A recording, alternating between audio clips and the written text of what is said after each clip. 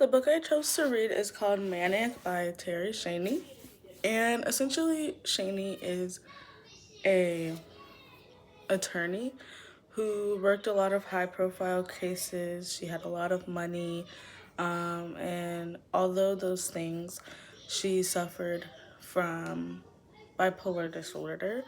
And so throughout the book, it's a memoir. So she's telling stories about her life and different situations where she felt her diagnosis had affected her life. One of the most prominent parts of the story that I remember is her talking about when she was dealing with a case for Michael Jackson. It was about plagiarizing a song or something. And one of the people that they were hiring to analyze the songs, who was a music expertise, they were sitting in a meeting and he mentioned needing to leave to take his medicine. It was lithium or something. And once he stepped out of the room to take his medicine, she said that the room full of her coworkers started laughing.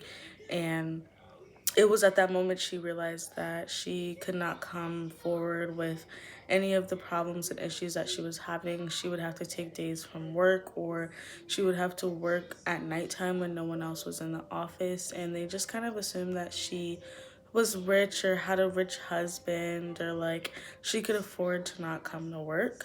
Um, and then something else that I noticed with that is that we talked a lot about a stigma in class and how the people around us reactions to mental health can impact how we view mental health or what we think about mental health.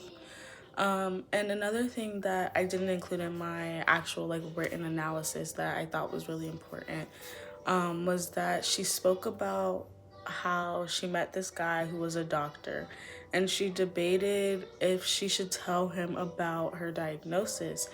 And the debate was that it's like he works with people who have these mental illnesses. Like he would fully understand the textbook or scientific definition of what was wrong with her, but he made a comment to her when they were on their date that was like, "You're so perfect," and there's, "How are you so perfect?" And so she leaves to go to the bathroom, and while she's in the bathroom, she starts spiraling all of these things. And it's kind of like, as you're reading the story, you're literally listening to like how her brain or how her thoughts function. And so sometimes when we're reading the chapters where she's manic, it literally feels like, what's going on? Like I couldn't really comprehend or keep up.